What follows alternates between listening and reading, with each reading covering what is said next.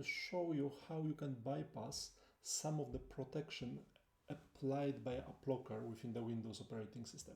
AppLocker is one of the best protections you can implement on your environment because it changes the way how you think about unwanted applications. Instead of blocking applications you know are bad, AppLocker changes the approach and you are allowing only applications which you know are good. So unknown software, unknown malware will not run within the environment. I have a couple of consoles open. Here is the AppLocker console, application control policies within local security policies, or the same interface within group policy management console. I will create the default rules for the AppLocker. So I will click on create default rules and I will create those. Here I'm working on the server, on the Windows Server 2019, and the default rule includes administrators. It is not that useful on the server because if someone logs on locally to the server console, probably such person is a local administrator anyway. So having a rule allowing such a person to do anything is not that reasonable. So I will delete this default rule, leaving only two rules here within the environment. So the first rule allows me to run everything from the program files, and the second rule allows me to run everything from the Windows folder. I will switch AppLocker, right-click, Properties, to enforce those rules, apply, OK, and at some point new event should appear here within the Windows event log, within the special log for AppLocker. And you can see AppLocker policy was applied. This is the message within the log. So I'm on the desktop. If I do dir, I have a bunch of applications.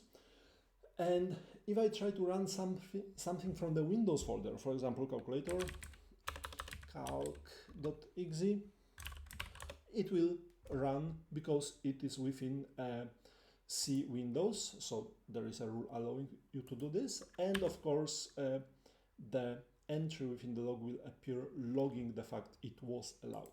If I try to run putty I have on my desktop, putty, it will not run because there is no rule allowing it. So from the AppLocker perspective, it's unknown application, and if it's unknown, it will not run.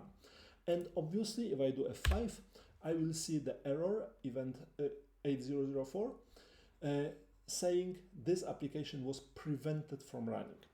And at some point, I have realized if I have a token within my process, and within this token, I can display whoami/all, and when within my token, I have this particular entry, S156 or anti-authority service. Processes having this group included in the token are just ignored by AppLocker. So if I run, let's say, putty from here, it will start the first thing, even if there is no rule for it.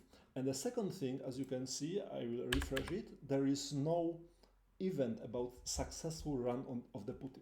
And the effect is caused by this particular entry. So it may lead to some abuse of AppLocker protection. So what I did here, I cannot run, of course, to have the CMD running as a user having the anti-authority in the token. I can steal the token. I use Process Hacker for this purpose, but I close it. Especially if I cannot do this again, because right now Process Hacker will not start because it is not allowed. So I'm a mere admin. I cannot run putty at all, but I can run Windows stuff. So I have created a DLL. The DLL, you can easily download it from my GitHub. I'm providing C source and the DLL and some description. It is ready to use in your environment if you want to play with it. This particular DLL is stealing a token from WinLogon, then using the superpowers after stealing the token from new logon is again stealing a token from spooler, from print spooler service process, and then uses spooler token to run executable file, which will be allowed, which will do the same. I do this in the it will be the same thing I did in the green console previously. So how I can run this DLL?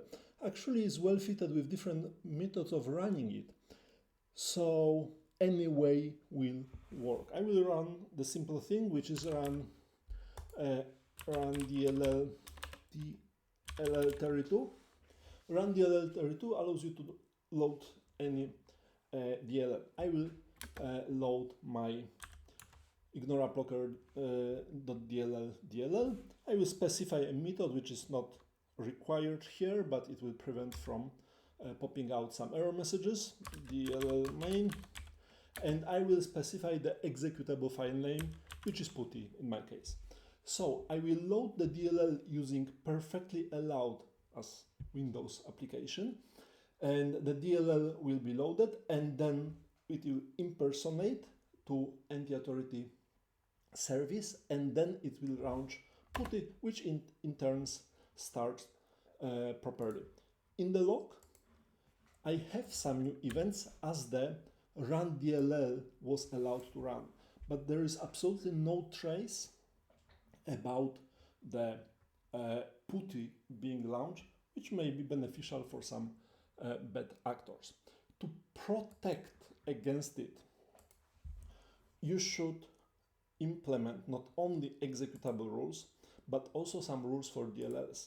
It is relatively easy to implement when it comes to the configuration because its properties, advanced, enable DLL rule collection,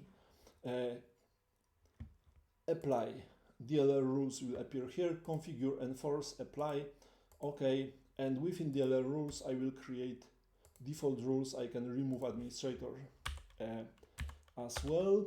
For the same reason, within the log I should see a new entry about policy being applied to this machine, and right now if I try to rerun this application, this particular DLL will be not allowed to run anymore, and obviously putty will not start as well. So it is about two things. The first thing is, even if you have AppLocker, which is a great idea by the way, if you are an admin, you can cheat in a lot of ways. Not only by disabling AppLocker, turning it off or whatever, or misconfiguring it, but also by loading custom DLLs. On the other hand, if you want to have good AppLocker rules, I definitely recommend you to control not only executable files, but DLLs as well. And that's basically it.